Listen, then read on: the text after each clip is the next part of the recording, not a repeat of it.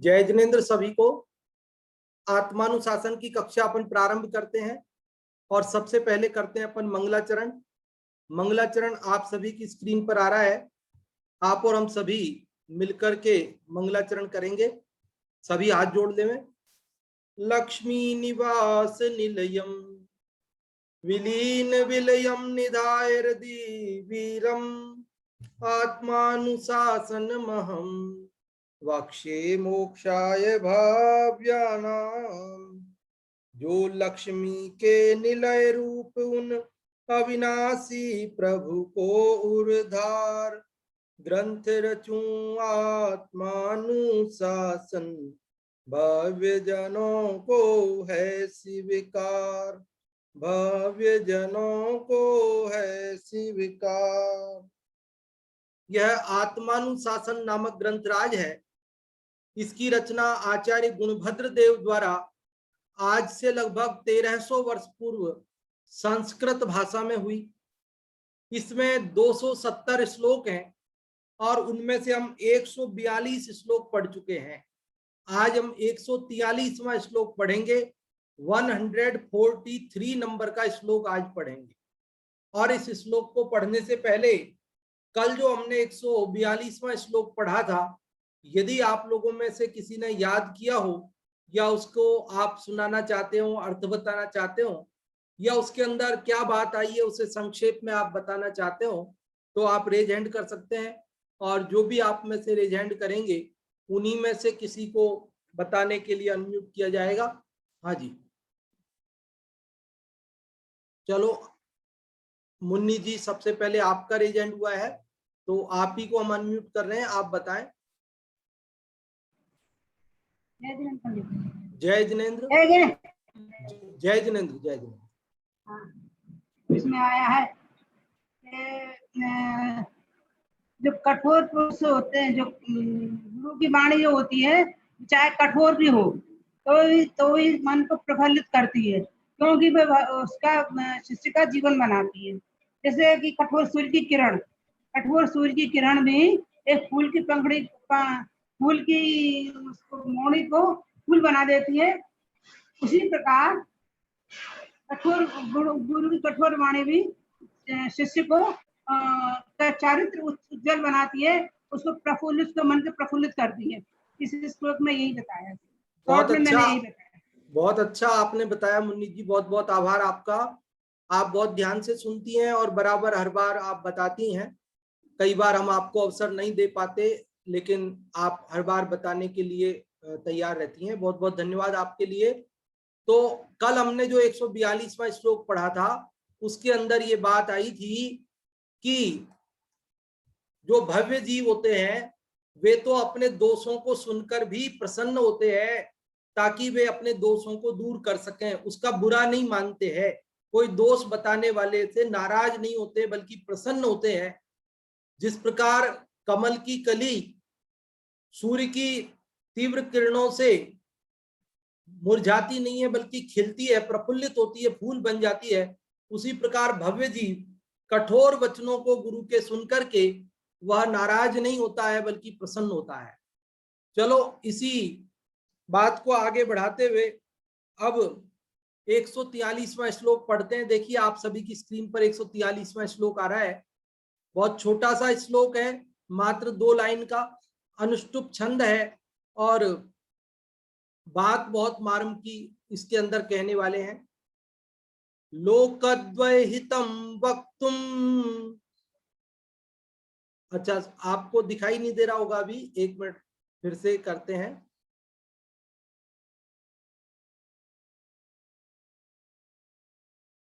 वापस से आपकी स्क्रीन पर लाते हैं।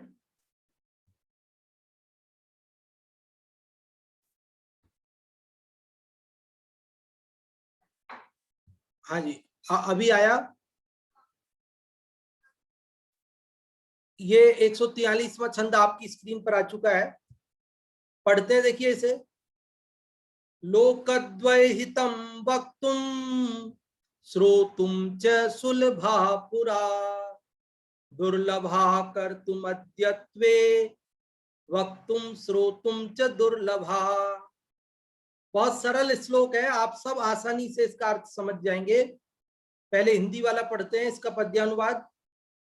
पूर्व सुलभ अब दुर्लभ वक्ता श्रोता उभय लोक। ये थोड़ा ढक गया है मेरे पास में। हाँ, पूर्व सुलभ अब दुर्लभ वक्ता श्रोता उभय लोक हितकार, किंतु पूर्व अरु अब भी दुर्लभ जो पाले निर्मल आचार। क्या कह रहे इसके अंदर आचार्य गुणभद्र देव? तो इसका जैसा कि हेडिंग है, धर्मात्माओं की दुर्लभता। धर्मात्मा जीव दुर्लभ है।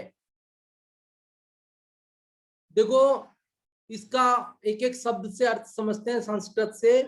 लोकद्वय हितम। लोकद्वय, द्वय मतलब दोनों, दोनों लोकों में हितकारी, इहलोक में भी और परलोक में भी, संसार में भी और मोक्ष मार्ग में भी, दोनों जगह हितकारी वक्तुम कहने वाले वक्ता, श्रोतुम सुनने वाले श्रोता, च मतलब और वक्ता और श्रोता, सुलभा, सुलभा मतलब आसानी से मिल जाते, सु मतलब आसानी से, लभ मतलब प्राप्त होना, पूरा पूरा मतलब पहले प्राचीन काल में। प्राचीन काल में दोनों लोकों में हितकारी बात कहने वाले और सुनने वाले सुलभ थे, मतलब आसानी से मिल जाते थे। दुर्लभा कर्तुम, लेकिन दुर्लभ थे, आसानी से नहीं मिलते थे। कौन? कर्तुम, करने वाले। देखो सही बात को बोलने वाले और सुनने वाले प्राचीन काल में आसान थे, आसानी से मिल जाते थे। सत्य बोलने वाले, लोक हितकारी, परलोक हितकारी बातें बोलने वाले सच्चे वक्ता और सच्चे श्रोता आसानी से मिल जाते थे। हाँ, उसको जीवन में उतारने वाले, धर्म करने वाले ऐसे जीव तो पहले भी थोड़े ही थे, क्योंकि धर्मात्मा तो सदा ही थोड़े ही होते हैं। लेकिन अद्यत्वे, अद्यत्वे मतलब आजकल, ये कर्तुम अद्यत्वे है ना, इसका संधि विच्छेद करेंगे तो होगा कर्तुम अद्यत्वे। दुर्लभा कर्तुम, ये ऊपर से जोड़ दो आप कि करने वाले दुर्लभ थे। लेकिन अद्यत्वे, अद्यत्वे मतलब आजकल, वक्तुम श्रोतुम च दुर्लभा, बोलने और सुनने वाले भी दुर्लभ हो गए। आजकल तो इहलोक और परलोक में हित करने वाले वचन बोलने वाले और सुनने वाले भी आसानी से नहीं मिलते। समझ में आई बात आपको? एक बार फिर से बताता हूं। देखो इसमें ये बात बता रहे हैं कि प्राचीन काल में, चौथे काल में जीव का इस लोक में भी भला हो, परलोक में भी भला हो, ऐसी बात बताने वाले और सुनने वाले वक्ता और श्रोता आसानी से मिल जाते थे। हाँ, उसको अपने जीवन में उतारने वाले तो उस समय भी थोड़े ही थे, लेकिन आजकल तो जीवन में उतारने वाले तो है ही नहीं, आसानी से मिलते ही नहीं, बहुत थोड़े ही हैं आज भी। लेकिन आज तो ऐसे दोनों लोकों में हितकारी बात के वक्ता और श्रोता भी आसानी से नहीं मिलते। समझ में आई बात आपको? इसकी चर्चा अभी अपन करेंगे। एक बार संस्कृत से अर्थ आप लोग समझ गए होंगे, तो हम चाहेंगे कि आप पहले संस्कृत से अर्थ बताएं, जो भी आप में से अर्थ बताना चाहते हैं। अनेक लोगों के एजेंट हुए हैं, और हमारे प्रसम भैया जो है प्रवास में थे कई दिनों से, और अभी काफी समय बाद वो पधारे हैं। तो सबसे पहले हम प्रसम भैया से ही सुनेंगे। हाँ प्रसम भैया, आप बताएं। जय जिनेन्द्र। जय जिनेन्द्र। इस श्लोक में कहते हैं कि लोकद्वय हितम, अर्थात कि लोक में द्वय हितम मतलब द्वय अर्थात दो, मतलब दोनों लोकों में ही, हितम मतलब हित करने वाले, मतलब दोनों लोकों में ही हित करने वाले, वक्तुम अर्थात वक्ता बोलने वाले, श्रोतुम अर्थात श्रोता सुनने वाले, और मतलब दोनों ही लोकों में हित करने वाले वक्ता और श्रोता दोनों ही सुलभा अर्थात सुलभ थे, आसानी से प्राप्त होने वाले थे, पुरा अर्थात पहले प्राचीन काल में। लेकिन कहते हैं कि दुर्लभ है कर्तुम अर्थात करने वाले, लेकिन करने वाले तो पहले भी दुर्लभ थे, लेकिन अद्यत्वे आजकल, लेकिन करने वाले तो पहले दुर्लभ ही थे, लेकिन अद्यत्वे आजकल तो वक्तुम अर्थात कि बोलने वाले, श्रोतुम अर्थात सुनने वाले, मतलब कि वक्ता श्रोता च दुर्लभा, आजकल तो वो भी दुर्लभ होने लग गए। बहुत अच्छा प्रसन्न भैया आपने बताया, एकदम सही। और हुकुमचंद जी जैन साहब, आपका रेज हैंड है, हम आपको अवसर प्रदान करते हैं, आप बताएं संस्कृत या हिंदी किससे बताना चाहेंगे आप? जय जिनेन्द्र साहब। जय जिनेन्द्र। इसका अर्थ है कि जो पहले के समय में जो लोक द्वय, मतलब इहलोक और परलोक के बारे में की हित की बातें करने वाले, जिससे अपना इस लोक भी संभल जाए और परलोक भी संभल जाए, ये दोनों लोगों की हित की बातें करने वाले वक्ता और श्रोता पहले तो सुलभ थे, लेकिन अब इस काल में तो ऐसी, पहले वक्ता और श्रोता तो सुलभ थे, लेकिन उसको पालन करने वाले, उसको आचरण में लाने वाले पहले भी दुर्लभ थे, लेकिन अब तो वो इस तरह की बातें करने वाले, जो दोनों परलोक और इस लोक की हित की बातें करने वाले वक्ता और श्रोताओं की भी दुर्लभता हो गई है, ऐसी बातें करने वाले भी कम मिलते हैं। बहुत अच्छा हुकुमचंद जी साहब, आपने बहुत अच्छा बताया, बहुत बहुत धन्यवाद आपके लिए भी। और अभी हम इसका पाठ करने के लिए आमंत्रित करते हैं आप लोगों को, जो भी आप में से पाठ करना चाहते हैं संस्कृत या हिंदी से। हाँ जी, जो भी आप में से संस्कृत या हिंदी से इसका पाठ करना चाहते हैं वे लोग रेज हैंड कर सकते हैं। और अभी हम अनम्यूट कर रहे हैं श्रद्धा जी आपको। श्रद्धा जी आप पाठ करें।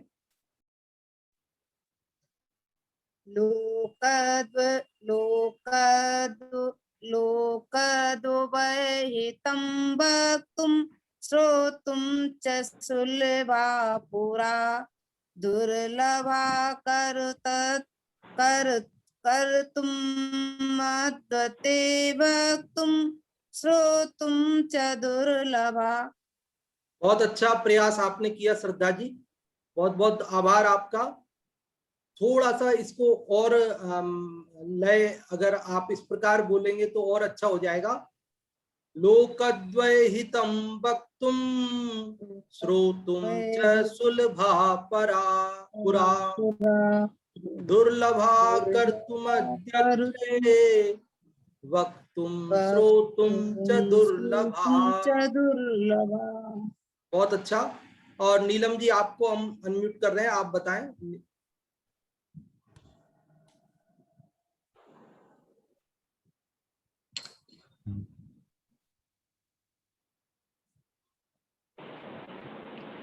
लोकद्वयहितं वक्तुं श्रोतुं च सुलभा पुरा दुर्लभा कर्तुमद्यत्वे वक्तुं श्रोतुं च दुर्लभा।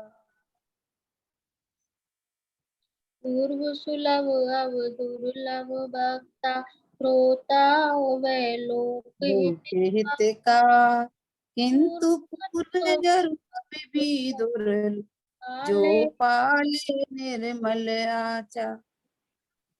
बहुत अच्छा नीलम जी, आपने इसका पाठ किया। और अभी अनेक लोगों के रेज हैंड हैं, लेकिन हम सभी को अवसर भी नहीं दे पाएंगे, बाद में आप लोगों को फिर अवसर देंगे। एक बार इसकी चर्चा करते हैं। देखो, इसके अंदर बहुत महत्वपूर्ण बात बताई जा रही है। क्या बात बताई जा रही है कि पहले अर्थात चौथे काल के अंदर जो है धर्म की बात करने वाले, जिससे जीवों का इस लोक में भी भला हो और परलोक में भी भला हो, ऐसी बात को बताने वाले वक्ता और सुनने वाले श्रोता आसन थे। आसानी से मिलते थे, बहुत होते थे। हाँ, उसका पालन करने वाले धर्मात्मा जीव तो तब भी थोड़े ही थे, लेकिन इस पंचम काल में धर्मात्मा तो थोड़े हैं ही, उस समय थे सो आज भी थोड़े ही हैं। लेकिन आज तो ये लोग परलोक में भला करने वाली बातें कहने वाले वक्ता और श्रोता भी दुर्लभ हो गए। क्यों दुर्लभ हो गए? तो कहते ये कलिकाल है, पंचम काल है, हीन काल है, जीवों का पुण्य घट गया, क्योंकि भव्य जीवों के भाग्य से सामने वाले के मुख से वचन निकलते हैं। देखो, कोई ये सोचे कि मैंने समझाया, अरे नहीं, सामने वाले की का पुण्य का उदय हो तो समझाने वाले को भी समझाने का परिणाम आ जाता है, और नहीं पुण्य का उदय हो तो नहीं परिणाम आता है। अपन ही कई बार किसी को कोई बात कह देते हैं और कई बार नहीं कहते हैं। तो जब योग्यता होती है सामने वाले की तो बात निकलती है। अपन ने जो देव स्तुति पढ़ते हैं ना, सकल ये ज्ञायक तदपि, उसमें आता है ना, भवि भागन वच जोगे वसाय, तुम धुनि भय सुनि विभ्रम नसाय, कि हे जिनेन्द्र देव, आपकी दिव्य ध्वनि भव्य जीवों के भाग्य से और आपके वचन योग्य से खिलती है। यदि आपके वचन योग ना हो, जैसे सिद्धों के नहीं है, तो उनकी नहीं खिलती है। और वचन योग हो लेकिन भव्य जीवों का भाग्य ना हो तो नहीं खिलती है।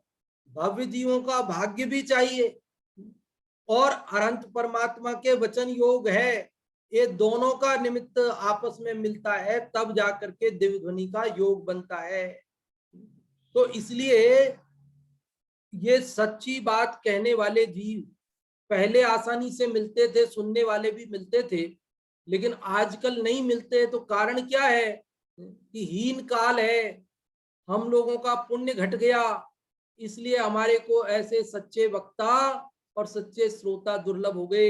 एक जगह तो लिखा, हा खद्योतवत, खद्योतवत, खद्योतवत श्रोता और वक्ता हो गए। खद्योत जानते हैं आप किसको बोलते हैं? खद्योत बोलते हैं जुगनू को।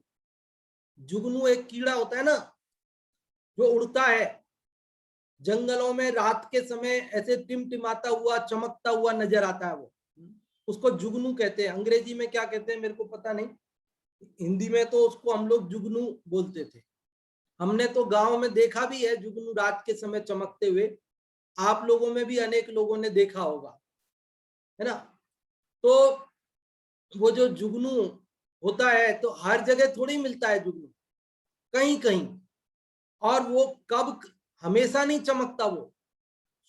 वो जैसे सूरज तो सुबह आ गया तो शाम को जाएगा, तो रात दिन भर उसका उजाला रहता है, लेकिन वो जुगनू तो कभी चमकता है फिर नहीं चमकता, फिर चमकता है फिर नहीं चमकता है। तो ये जुगनू तो कहीं कहीं और कभी कभी चमकते हैं। उसी प्रकार इस पंचम काल में दोनों लोकों में भला करने वाली बात कहने वाले और सुनने वाले क्या है कि आसानी से नहीं मिलते हैं। ये तो जुगनू की तरह कभी कभी और कहीं कहीं मिलते हैं। क्यों? अब क्या हो गया? क्या कारण है कि वक्ता और श्रोता दुर्लभ हो गए? अभी तो बहुत वक्ता है, पहले तो एक आधी कोई मिलते थे, अभी तो बहुत सुनाने वाले हैं और बहुत सुनने वाले भी बहुत हैं। पंडित जी, आप कैसे कह रहे हो कि सुनाने वाले कम हो गए और सुनने वाले कम हो गए? हम तो देख रहे हैं सुनाने वाले भी बहुत हो गए और सुनने वाले भी बहुत हो गए, और यहाँ कह रहे कि सुनाने सुनने वाले कम रह गए। तो यहाँ कह रहे भाई सुनाने और सुनने वाले तो बहुत हैं, लेकिन दोनों लोकों में जिससे जीव का भला हो, ऐसी उत्तम बात सुनाने वाले और सुनने वाले दुर्लभ हो गए। केवल गाल बजा लेने का नाम वक्तापना नहीं है, कुछ भी बोल देना उसका नाम वक्तापना नहीं है, कुछ भी सुन लेना उसका नाम श्रोतापना नहीं है, बल्कि जिससे मेरा भला हो, मैं इस दुख समुद्र से छूटकर अनंत काल के लिए सुखी हो जाऊं, ऐसी बात सुनाने वाले वक्ता और ऐसी बात सुनने वाले श्रोता दुर्लभ हो गए, ये बात बता रहे हैं। क्यों, क्या बात हो गई ऐसी? तो कहते वक्ताओं में तो, पंडित टोडरमल जी साहब इसकी टीका करते हुए लिखते हैं, क्या लिखते हैं कि वक्ता तो मान कसाय और लोभ कसाय में जकड़ गए। वक्ताओं को मान सवार हो गया और लोभ सवार हो गया। एक तो उनको मान सम्मान चाहिए, दूसरा उनको लोभ बहुत हो गया, श्रोताओं की संख्या बढ़ जाए, ये हो जाए वो हो जाए, इसके लिए लोक लुभावन बातें सुनाना पसंद करते हैं। लोगों को उससे उनका भला हो या नहीं हो, बस उनको मजा आना चाहिए, ऐसी चटखारेदार बातें सुनाने वाले वक्ता। क्योंकि संख्या बढ़ानी है ना, कोई सुने नहीं सुने, जंगल में बैठ के एकांत में मुनिराज लिख गए, कोई पढ़े नहीं पढ़े, बताओ।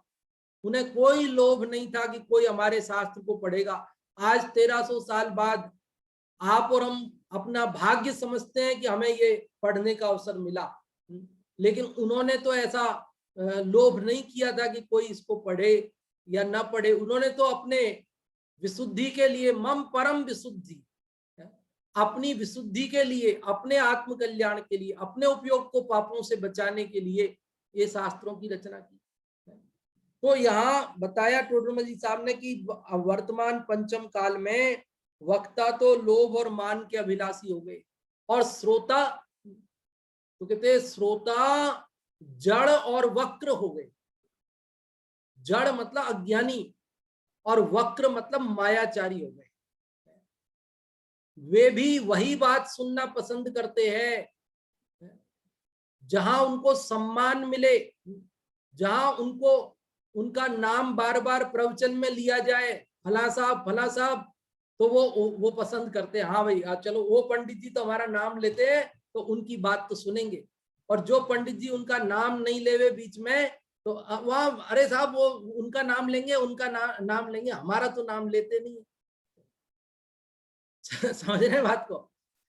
और जहां पर उनको मलाई मसालेदार बातें सुनाई जाए, चटखारेदार चुटकुलेबाजी हो, किसी की बुराई हो, तीसरे की, और निंदा प्रशंसा आदि की बातें हो, तो वहां भीड़ जुट जाती है।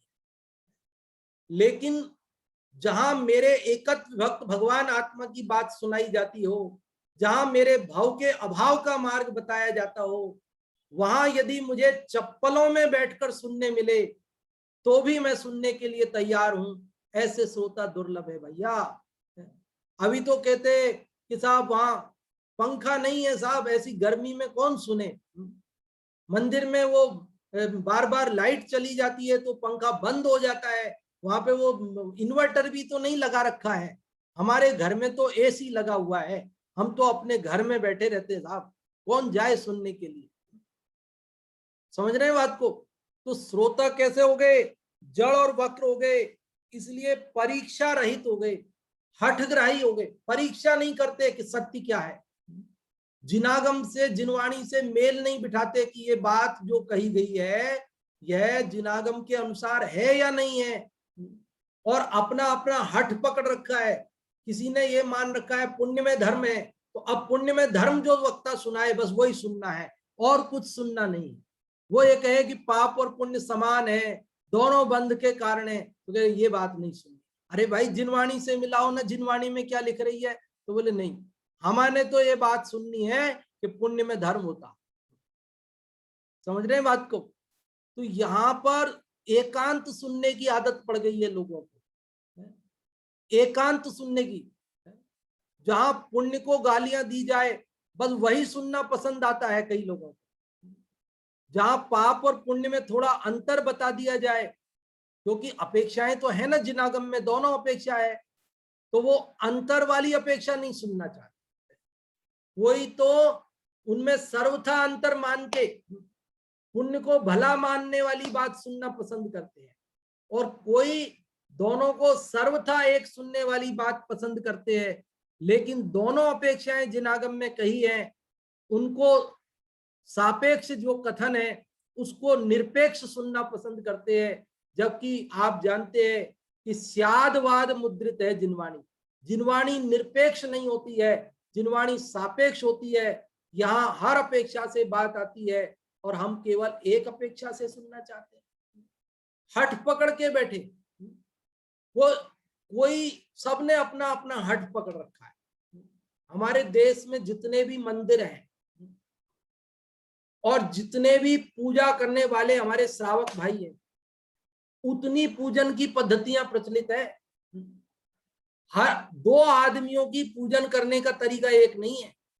एक आदमी कहता है कि ये स्थापना में लौंग चढ़ानी चाहिए, एक कहता है चावल चढ़ाना चाहिए, एक कहता है ठोने में करनी चाहिए, एक कहता है थाली में करना चाहिए, और हर आदमी ये मान के बैठा है मैं करता हूं ना वो सही है और बाकी सब गलत है। कोई कुछ नहीं समझता जी, बस मैं करता हूं ना वो ही सही है। और हर पंडित जी से ये अपेक्षा करते हैं कि पंडित जी आप ये कह दो कि ये जो मैं कर रहा हूं ना यही सही है और बाकी सब भी ऐसे ही करें बस। हम लोग जब 10 लक्षण में प्रवचन करने के लिए बाहर जाते हैं तो हमें ये अच्छे से मालूम है कि हम वहां जाएंगे तो एक दो लोग जरूर हमारे कान में आकर के कह देते हैं कि पंडित जी यहाँ पे कुछ लोग ऐसे करते हैं, कुछ लोग ऐसे करते हैं, कुछ लोग ऐसे करते हैं, मैं तो ऐसे करता हूं जी, और आप आज बता ही दो प्रवचन में सबको कि कि ऐसे करना चाहिए ताकि सब लोग ऐसे ही करने लगे। तो देखो, और अगर वो बात बता दी तब तो वो श्रोता खुश, वो कहे ये पंडित जी बहुत अच्छे आए साहब, इस बार पंडित जी बहुत अच्छे आए 10 लक्षण में अपने यहाँ। लेकिन यदि वो बात नहीं कही पंडित जी ने तो फिर वो नाराज है कि हमारी बात पंडित जी ने कही नहीं, हमारी बात पंडित जी ने कही नहीं। इस बार तो पंडित जी का जमे नहीं, पता नहीं कौन से पंडित जी भेज दिए इस बार, पता नहीं।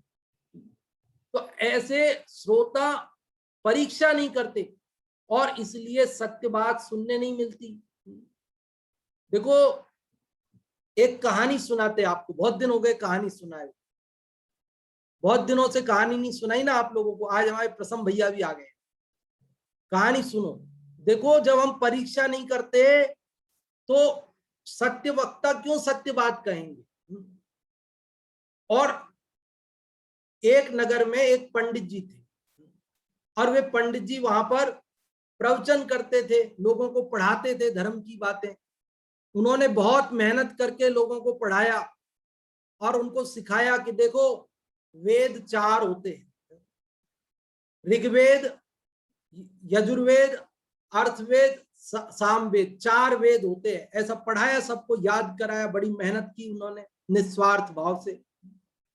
तो थोड़े दिन बाद एक दूसरे पंडित जी ने सोचा कि अरे इन पंडित जी की तो यहाँ पे बढ़िया सम्मान मान जमा हुआ है, प्रतिष्ठा है और सब लोग इनकी बात सुनते हैं। तो अब उन्होंने ईर्ष्यावश, ज्वेलसी बस, उन्होंने वहां के लोगों को बहकाया। लोगों से कहा कि अरे तुमको इन्होंने क्या पढ़ाया पंडित जी ने, कि साहब इन्होंने पढ़ाया कि वेद 4 होते हैं, ऋग्वेद, यजुर्वेद, अथर्ववेद, सामवेद, ये 4 वेद होते हैं साहब। तो बोले सब गलत पढ़ाया तुमको, ये पंडित जी ने सब गलत पढ़ा दिया तुमको। वेद 4 ही थोड़े थे, वेद 8 होते हैं। कितने होते हैं वेद? 8 होते हैं। तो उन्होंने कहा कौन से? अरे तुम समझते नहीं हो, 4 वेद है तो 4 उनकी पत्नियां भी तो है ना वेदनियां।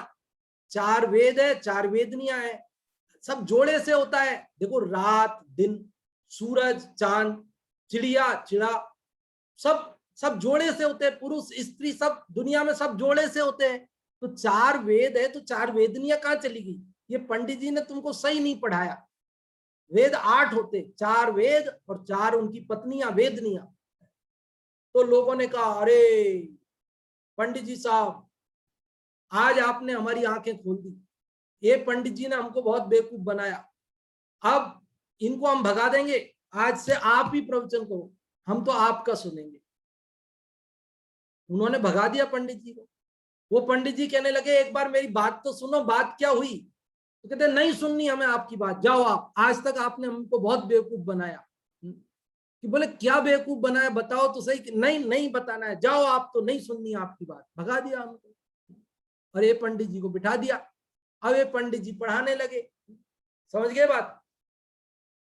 तो उन्होंने जाकर के अपने गुरुजी को बात बताई, पहले वाले पंडित जी ने। साहब मैं वहां पढ़ाता था निस्वार्थ भाव से, मैंने बड़ी मेहनत की, लोगों को सिखाया कि वेद 4 होते हैं, 4 उनके नाम रटाए, सब चीजें उनको तैयार कराई। और वो कोई दूसरे पंडित जी आए, वो समझते कुछ है नहीं है, और उन्होंने ईर्ष्यावश लोगों को बहका दिया और कहने लगे कि सब जोड़े से होते हैं, तो 4 वेद है तो 4 वेदनियां होंगी, 8 होते हैं, और लोग भी मूर्ख हैं। तो वो उनकी बात मान लिए, मैं समझाऊं तो मेरी बात सुनने तैयार नहीं, मेरे को भगा दिया। तो गुरुजी कोई गुरु मंत्र दो ताकि मेरा वापस वहां पे जाकर के सत्य बात में समझा सकूं। तो उनका अब सत्य सुनना नहीं चाहती है जनता। जनता तो चमत्कार को नमस्कार करती है, यहाँ तो वेद और वेदनियां पढ़ना चाहती है। तो जाओ, जैसी जनता है वैसे ही तुम भी हो जाओ। और उनको गुरु मंत्र दिया उन्होंने। तो ये आगे इन्होंने आकर के कहा, अरे साहब मेरे को माफ करो, मेरी गलती हुई, पहले मैंने आप लोगों को गलत पढ़ा दिया कि वेद 4 होते हैं। नहीं, मैं अब गुरुजी से वापस पढ़ के आया हूँ और मेरे को सब बात समझ में आ गई है, मेरी गलती का एहसास हो गया, मैं माफी चाहता हूँ आप लोगों से कि मैंने गलत पढ़ाया तुमको, अब मैं तुमको सही पढ़ाऊंगा। तो बोले क्या सही पढ़ाओगे? कि देखो ये जो पढ़ा रहे हैं ना, ये गलत पढ़ा रहे हैं तुमको। क्या इन्होंने कितने वेद पढ़ाए? कि बोले 8, 4 वेद और 4 वेदनियां, जोड़े से होते इसलिए 8। कि बोले बस हो गई ना चूक, गलत पढ़ा दिया ना इन्होंने। अरे जब जोड़े से पति पत्नी रहते तो बच्चे नहीं होते हैं क्या? अब जब 4 वेद है, 4 वेदनियां है, तो 4 जोड़े है पति पत्नी के, तो उनके 2-2 बच्चे भी तो होंगे, वो कहाँ चले गए? वेद 8 नहीं, वेद 16 होते हैं। 4 वेद, 4 वेदनियां उनकी पत्नियां, और उन 4 जोड़ों के 2-2 बच्चे, 8 बच्चे, तो इसलिए 16 वेद होते हैं। तुम समझते ही नहीं हो कुछ। तो लोगों ने कहा, अरे साहब इन्होंने पंडित जी ने हमको बहुत बेवकूफ बनाया, आपने हमारी आंखें खोल दी, आज से आप ही करोगे वापस, उनको भगा देंगे। समझ रहे बंधुओं? और उन्होंने उन पंडित जी को भगा दिया और वापस उनकी सुनने लगे। अब वो पंडित जी के मेरी बात तो सुनो। अरे नहीं सुनना, तुम जाओ, बहुत बेवकूफ बनाया अभी तक तुमने। 4 वेद, 4 वेदनियां, जब पति पत्नी है बच्चे नहीं होंगे क्या? अभी तक तुमने बताया ही नहीं हमको कुछ, सब ठीक से पढ़ाया नहीं तुमने। अब ये 16 वेद वाली बात पढ़ाने लगे, लोगों का वापस विश्वास जम गया। तब इन्होंने समझाया, देखो बंधुओं, मैं आपको सही बात बताऊंगा यदि आप सुनना चाहो। वेद 16 नहीं होते, वेद 8 भी नहीं होते, वेद तो 4 ही होते हैं। जो मैंने तुमको पहले बात पढ़ाई थी वो ही सही थी, और वो ही सही है, वो ही सही रहेगी। अब क्या करे, तुम लोग विचार नहीं करते, तुम अपना दिमाग नहीं लगाते, जो कह दे वो मान लेते हो। गंगा गए गंगादास, जमुना गए जमुनादास, अपना विवेक नहीं लगाते हो, इसलिए ठगाते हो। अब हम क्या करें, तुमने हमको भगा दिया, तो हमने भी तरकीब से वापस तुम्हारे बीच जगह बनाने के लिए, जैसे उन्होंने तुमको बेवकूफ बनाया 8 वेद बताकर, ऐसे 16 बताकर हम भी आ गए आपके पास, और आप लोगों ने हमें जगह दे दी। लेकिन हम आपको सत्य कहना चाहते हैं कि वेद 4 होते हैं। यदि तुम अपना दिमाग नहीं लगाओगे तो कल वो 32 वेद करके आएगा, फिर मैं 64 करके आऊंगा, क्योंकि उनके पोते पोतियां भी तो होंगे, फिर बहुएं भी तो आएंगी, वो तो सब काम होंगे आगे, बाल बच्चे सब बढ़ता जाएगा परिवार। तो इसलिए तुम समझो भैया, यहाँ जिनवा श्रोताओं को ये करना कि जिनागम से मेल बिठाना, वक्ता ने जो कह दिया उसका विचार करना कि ये जो बात मैंने अभी सुनी है क्या ऐसी ही है या अन्य किसी प्रकार है, और यदि ऐसा है तो ये किस अपेक्षा से कहा गया है, इसकी अपेक्षा क्या है, क्योंकि बिना अपेक्षा के कुछ भी नहीं होता है। इसलिए यहाँ कह रहे हैं भैया कि वर्तमान में दोनों लोकों में हितकारी, ये लोक भी सुधरे और परलोक भी सुधरे, ऐसी बात बताने वाले श्रोता और वक्ता आज दुर्लभ हो गए। लेकिन देखो आप और हम कितने भाग्यशाली हैं, कितने भाग्यशाली हैं कि भले ही वक्ता और श्रोता दुर्लभ हो गए हों, लेकिन हमारे लिए नहीं हुए। हमें आज भी नित्य बोधनी माता जिनवाणी, आज उसके सत्य बात के प्ररूपक वक्ता और आप और हम जैसे श्रोता भी मिल गए हैं कि जो सब इस दोनों लोक हितकारी बात को सुन रहे हैं, विचार कर रहे हैं, चिंतन कर रहे हैं, याद कर रहे हैं और एक दूसरे को सुन रहे, समझ रहे हैं, समझा रहे हैं। ये आप और हम सब कम भाग्यशाली नहीं है। देखो, करोड़ों रुपए प्राप्त कर लेना आसान है, कोई कठिन बात नहीं है। गोरा भूरा रंग प्राप्त कर लेना कठिन बात नहीं है।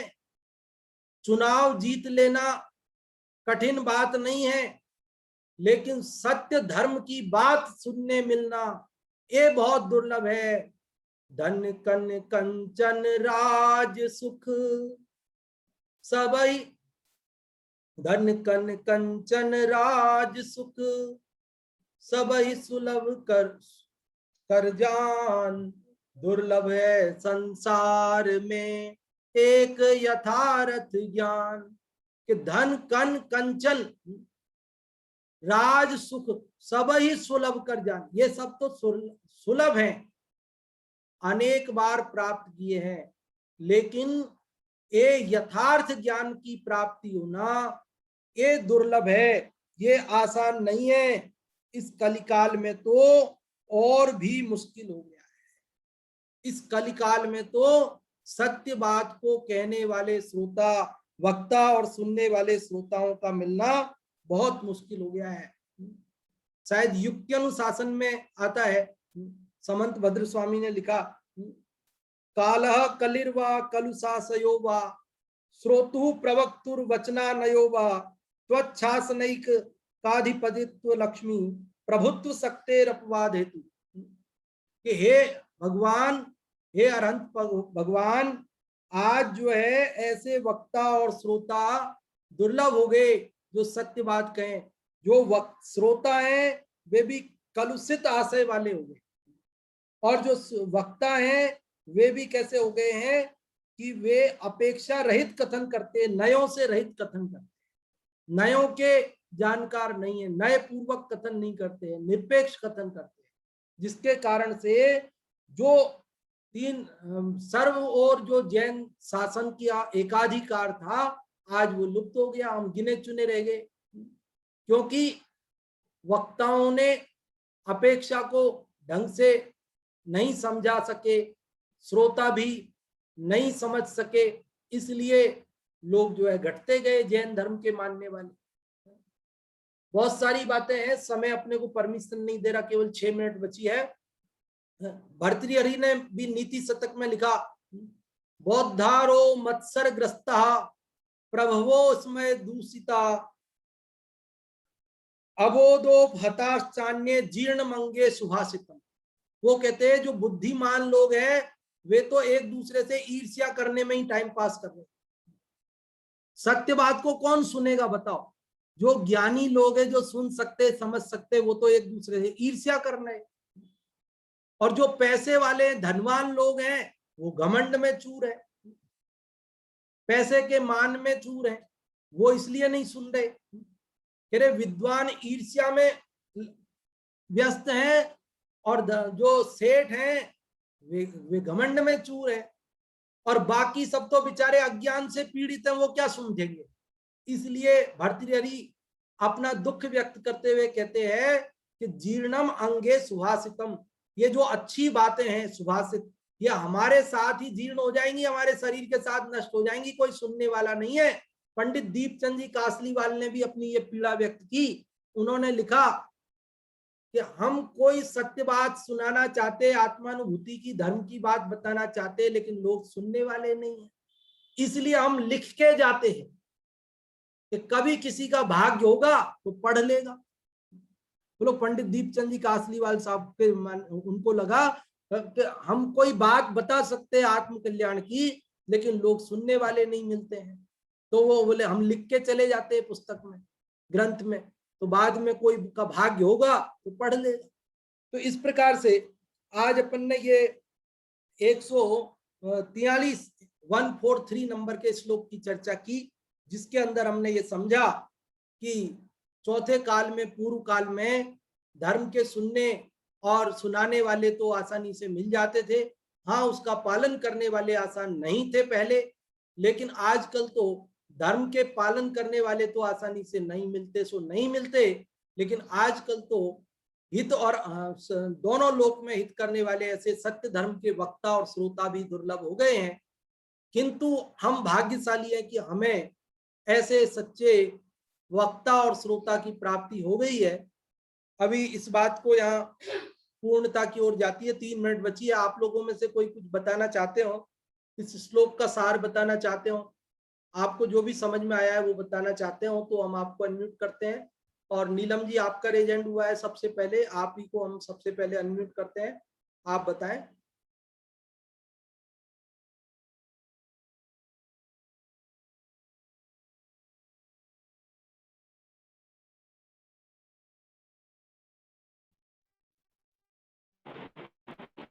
सभी जय जिनेन्द्र।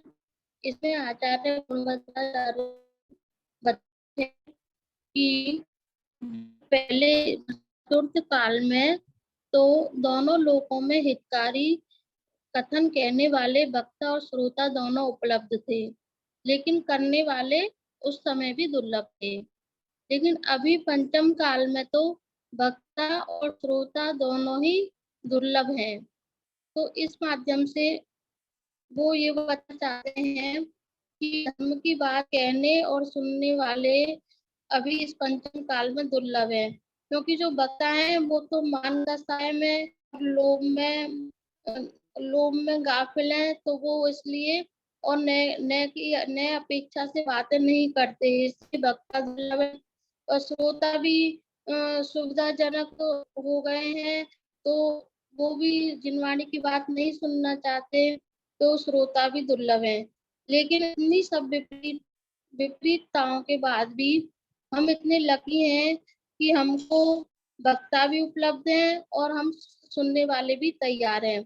इस कली काल में भी हमको जिनवाणी पूरी तरह अच्छी तरह उपलब्ध है, इसलिए इस दोहे के माध्यम से यही शिक्षा देती है कि हमें अपना कल्याण कर लेना चाहिए।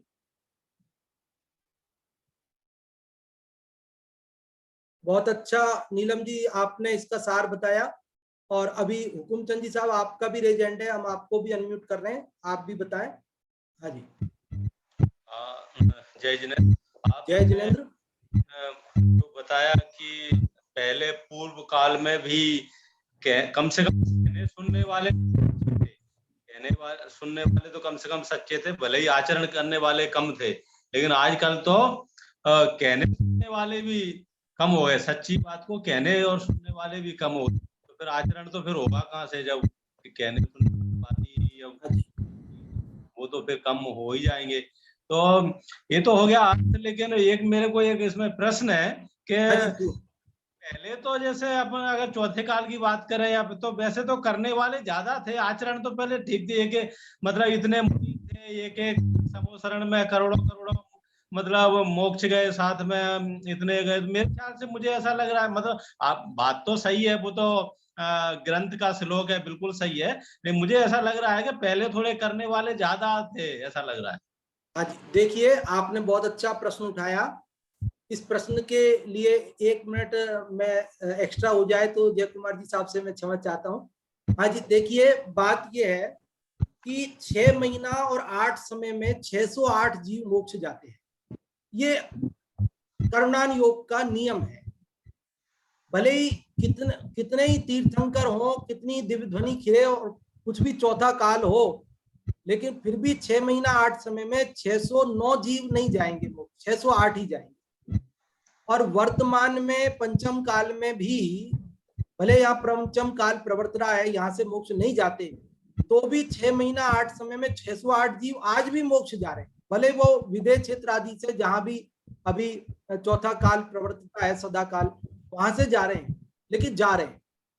और आपको ये बताना चाहूंगा कि मैक्सिमम, अधिकतम 170 तीर्थंकर एक साथ हो सकते हैं। और वो वर्तमान 24 के दूसरे तीर्थंकर अजितनाथ तीर्थंकर के काल में 170 तीर्थंकर एक साथ हुए थे।